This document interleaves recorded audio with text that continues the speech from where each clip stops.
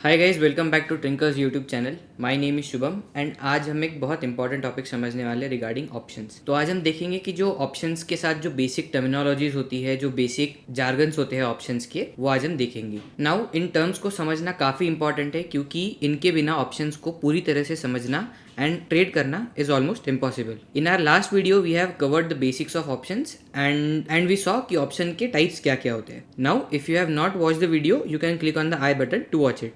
Now let's start learning about basic option terminologies. So as we remember, options are financial contracts that gives the buyer the right but not the obligation to buy or sell a stock, bond, commodity or any other asset, basically the underlying, at a specified price within a specific period.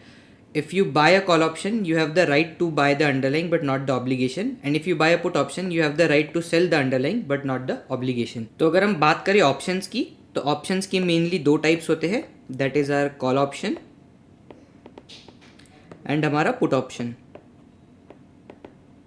And अगर हम styles की बात करें तो options के mainly दो styles होते हैं, दैट इज हमारा अमेरिकन स्टाइल ऑप्शन एंड हमारा European style. Now since in India we have our European style option, so हम लोग इसी पे फोकस करेंगे।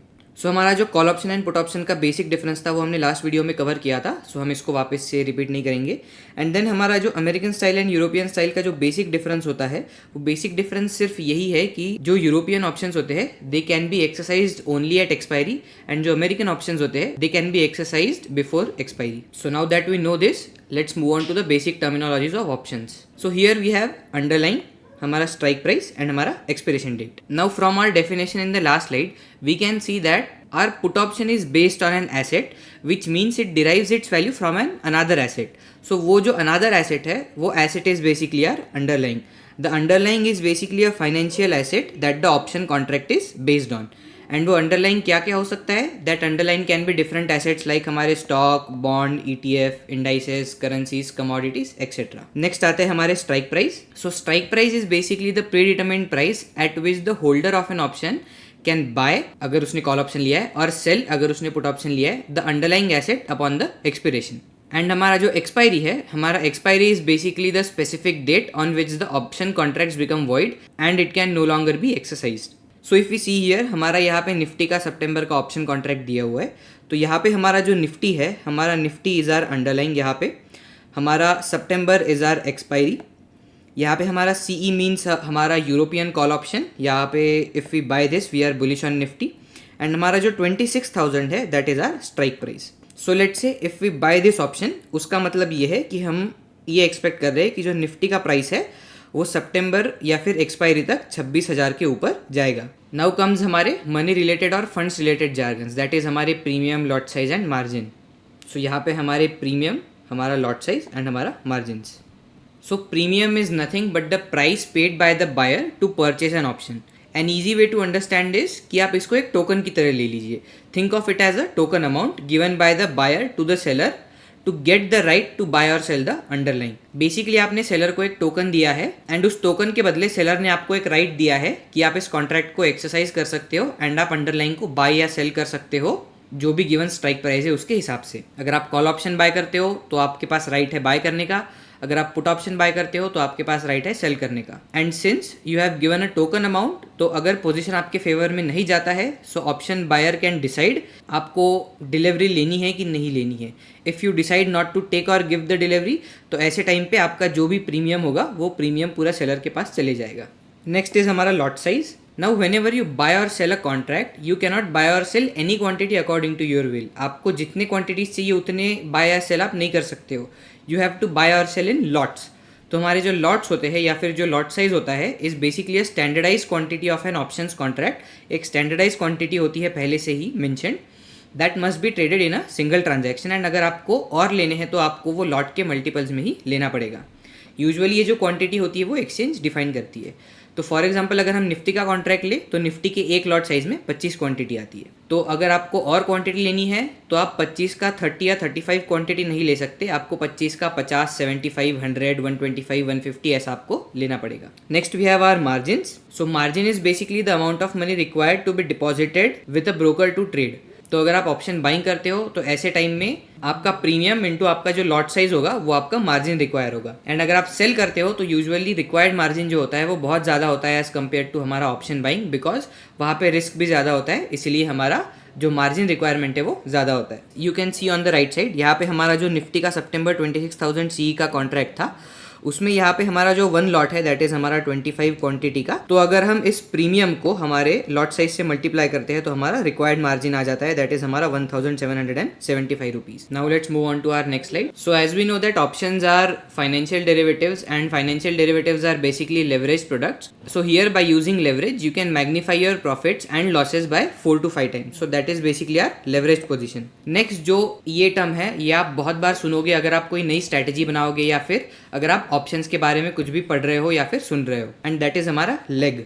सो leg basically refers to a single side of an options position, for example a long call or a short put. इसका और एक easy example है, if you have a strategy where you sell an ATM call option and then you buy a OTM call option, तो ऐसे time में हमारे दो अलग अलग लेग्स हो गए। दैट इज फर्स्ट इज हमारा selling ATM call option and second leg हो गया हमारा buying a OTM call option. तो वी हैव 2 डिस्टिंक्ट लेग्स। इसके बाद एक बहुत इंपॉर्टेंट टॉपिक आता है दैट इज हमारा मनीनेस ऑफ एन ऑप्शन।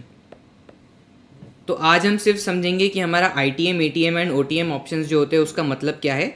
एक्चुअल जो मनीनेस ऑफ द ऑप्शन है ये बहुत डीप टॉपिक है एंड इसको समझने के लिए टाइम लगता है, सो इसीलिए will cover this in our future video. So ये मनीनेस ऑफ द ऑप्शन वाला टॉपिक वहाँ पे कवर होगा। सो इफ़ वी सी हमारा इन द मनी जो ऑप्शन होता है दैट इज हमारा ITM ऑप्शन जो होता है that is basically when the strike price is below the underlying asset. ये हमारा कॉल ऑप्शन के बारे में हो गया।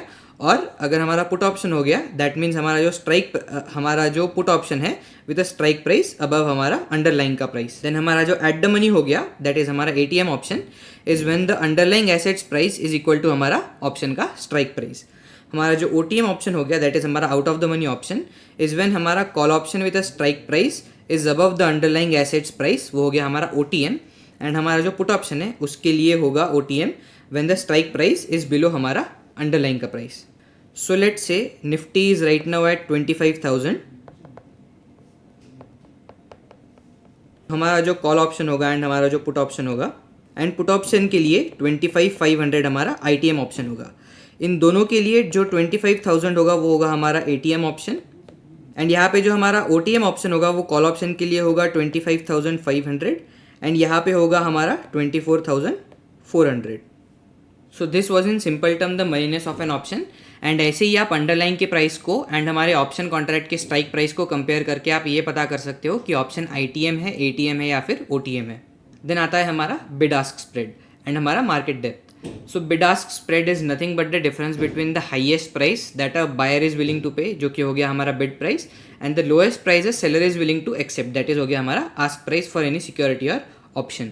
Now we as traders or investors should look at bid ask spread because it basically indicates the liquidity of a security or an option, and usually अगर एक bid ask spread अगर narrow होता है it typically means higher liquidity and lower transaction costs, and अगर जो हमारा bid ask spread बड़ा होता है तो ऐसे टाइम में it can suggest that there is a lower liquidity and higher cost for traders. Then हमारा जो market depth होता है that is basically the number of buying and selling orders at a various price level for a specific security or an option. तो हमारा जो market depth है उसका example हम यहाँ पे देख सकते हैं। यहाँ पे जो भी जितने भी number of buy and sell orders यहाँ पे हैं एंड कौन से प्राइस में हैं एंड कौन से क्वांटिटी में हैं, you can clearly see here. इसके साथ साथ हमें यहाँ पे जो भी last traded quantity and last traded time, then upper circuit, lower circuit, expiry, इन सबकी इन्फॉर्मेशन भी आपको यहाँ पे मिल जाएगी। Now let's move on to our next slide. So you might have seen और heard about option Greeks like delta और थीटा एक्सेट्रा।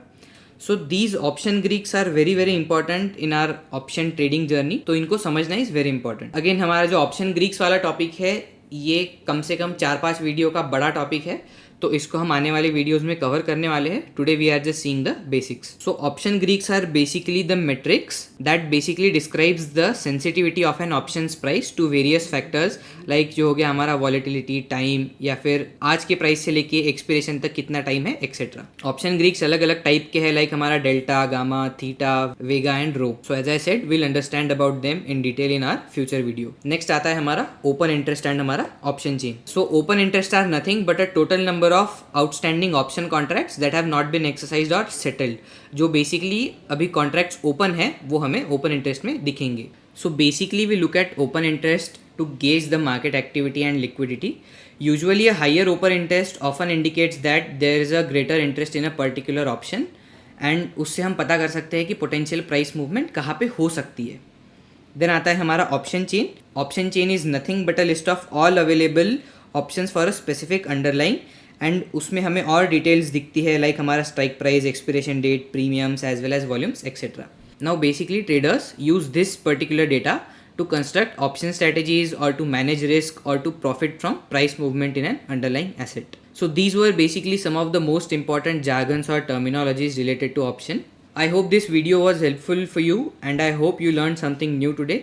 Next video में हम लोग continue करेंगे हमारे call and put option के discussion को and we'll understand the difference between buying and selling an option. If you liked the video, share it with your friends and subscribe to Trinker's YouTube channel for more such informative content.